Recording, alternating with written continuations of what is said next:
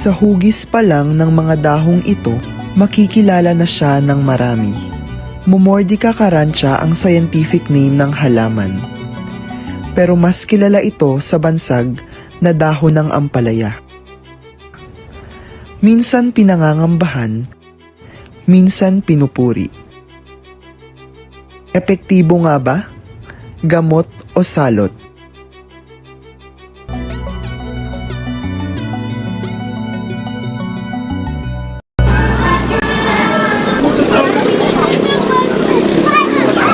Sa isang maliit na kwarto sa Valenzuela, isang binata ang nakararanas ng ubo.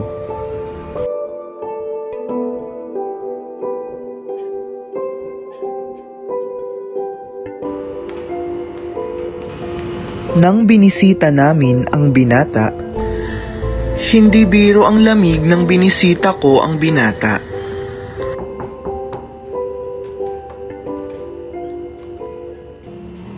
Magandang araw po. Ako po si King J. Maaari ko po bang malaman ang inyong pangalan?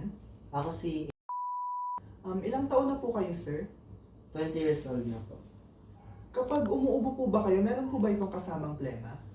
Meron na po. Naaalala niyo po ba kung kailan nagsimula ang ubo niyo? Nung last week pa. Naalala niyo po ba kung anong ginawa niyo bago po nagsimula ang ubo niyo? Sa tuwing malamig yung panahon, nagkakaroon po ako ng ubo. Tuwing umuubo po ba kayo, sumasakit yung dibdib niyo or nahihirapan po kayo sa paghinga? Hindi naman po. Kumakati lang po yung lalamunan. At sa kalagitnaan ng aming interview, hindi matigil ang pag-ubo ng binata. Ang kondisyon ng binata ay nagdudulot rin ng butas sa kanyang bulsa. Kamusta naman po ang gastos niyo sa araw-araw? Minsan po, yung pangbaon ko po, ginagastos ko na lang po sa pambili ng gamot. Nung isang linggo, may kumontak sa binata at nagbigay ng suhestiyong bago sa kanyang pandinig. Hindi alam ng binata ang momordica, ngunit may ideya siya kung ano ang dahon ng ampalaya. Dahil sa laki ng kanyang matitipid ay napaisip ang binata. Makakatulong nga ba talaga ang ampalaya para sa kanyang ubo? Kung tatanungin ang student nurse na si Kyla Gono, walang duda rito. Ang Momordica carrantia or ampalaya po kasi ay isang approved herbal medicine ng DOH na ginagamit para sa iba't ibang sakit. Bukod sa ubo, ginagamit rin po ito as a treatment sa diabetes, hemorrhoids, burns at scalds na kasalukuyang pinag-aaralan dahil sa taglay nitong anti-cancer properties. May iba't ibang benefits pa po ang ampalaya bukod sa panggamot. Unang-una na rin po dyan, ang nakakatulong po ito sa pag-regulate ng blood sugars. Meron rin po itong mga vitamins kagaya ng vitamin A, B, and C.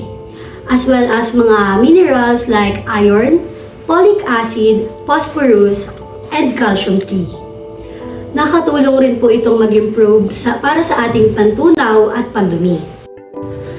Kwento pa ng aming researcher na si Harry Shane Recto. Ang bitter melon or ampalaya ay nagmula originally sa Africa at kumalat ang iba't ibang variants sa Asia during prehistoric period hanggang sa nakarating ito sa Southeast Asia. During December 1997, inapprove ito ng dating senador na si Juan Flavrier kasama ng siyam na iba pang halaman as DOH-approved medical plants. Under ito ng Republic Act 8423, also known as Traditional and Alternative Medicinal Act. Ang binata ay wala pa ring sapat na impormasyon tungkol sa medikal na paggamit ng ampalaya para sa kanyang ubo na madalas niya ring pinoproblema. Pero willing naman ako matuto para na din makatipid ka. Paano nga ba ang wastong paggamit ng ampalaya? Una muna ay hugasan nating mabuti lahat ng dahon.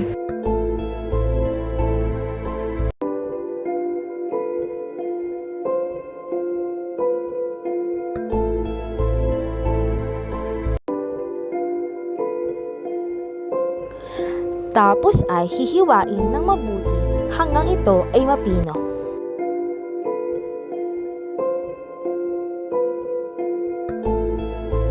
Lagyan ng isang basong tubig ang kaldero.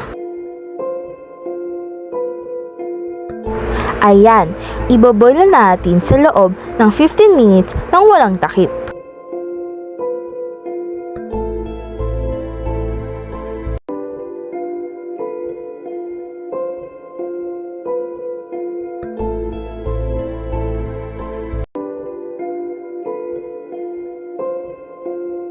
Pagtapos ay pwede na itong salain at hatiin sa 3 parte.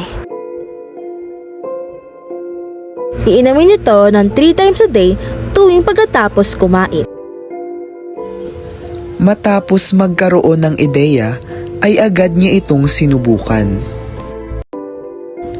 Makalipas ang 1 linggo, binalikan namin ang binata upang kamustahin. Hello po, kamusta naman ang iyong pakiramdam? Ayos naman po. Medyo nakagaan sa paghinga at nabawasan na rin ang madalas na pag-ubo ko kahit hindi pa tuluyang gumagaling. Bagaman nakakatulong para sa iba, ang mga ito ay alternatibong lunas lamang.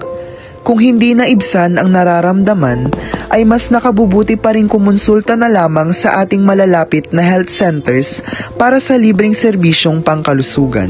Muli, ako si King J. Hunsay at ito ang dokumentaryong pinagmagatang Pait Laban sa Sakit.